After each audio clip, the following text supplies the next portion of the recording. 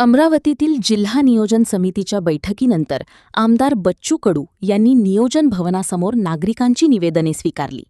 यानंतर प्रसारमाध्यमांशी बोलताना त्यांनी दिल्लीतील आंदोलनाबाबत प्रतिक्रिया दिली.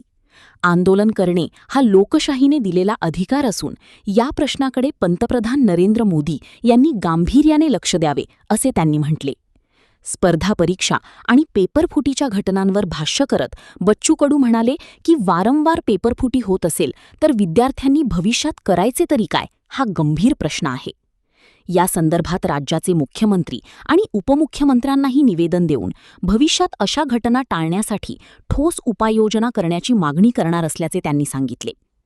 रामरक्षा पठणाच्या मुद्द्यावर बोलताना त्यांनी नागपुरात होणाऱ्या कार्यक्रमाचे स्वागत केले. तसेच रामाच्या नावाचा गैरवापर करणाऱ्यांवर टीका करत त्यांनी आपली प्रतिक्रिया व्यक्त केली. उद्धव साहेबांचं खरं तर स्वागत करतो, त्यांचं अभिनंदन करतो, आभारही मानतो का त्यांनी पुन्हा शिवसेना भाजपच्या विचारावरचं हे पहिलं पाऊल ते टाकत आहे. प्रभू रामचंद्राच्या या महत्वाच्या मुद्द्यावर ते खरं तर संघर्षासाठी उतरत आहे, त्याचा आम्हाला आनंदच आहे.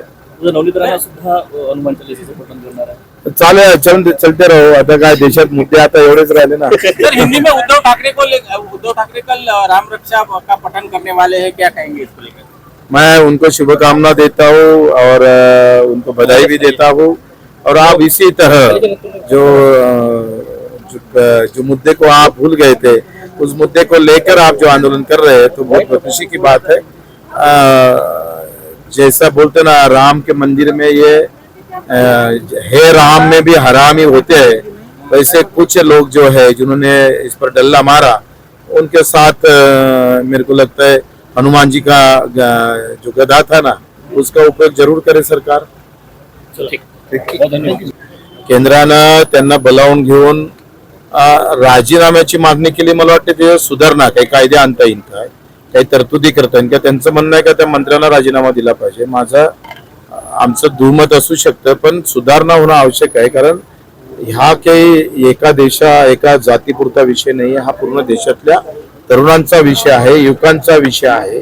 आणि इतक्या मेहनत घेतल्यानंतर जर त्या परीक्षामध्येच घोळ होत असेल आणि अशा पद्धतीनं त्याच्यात दुरुस्त्या होत नसेल तर ते चुकीचं आहे. आम्ही निश्चितच मोदी साहेबांना, सीएम साहेबांना आणि एकनाथजी शिंदे साहेबांना सुद्धा याबाबत विनंती करू का त्यांचं उपोषण कसं सुटेल आणि त्यांच्या मागण्या कशा पूर्ण करता येईल. उनके समर्थन के लिए जिस तरह से पिछले वक्त किसानों के समर्थन के लिए यहाँ से बाइक रैली निकाली थी बच्चू कडू ने, वैसे जाएंगे? तो हमेशा अगर चलते रहा तो बच्चू कडू महाराष्ट्र में नहीं रहेगा. हम जरूर बाइक से नहीं जाएंगे, लेकिन विमान से जरूर जाएंगे. आता काय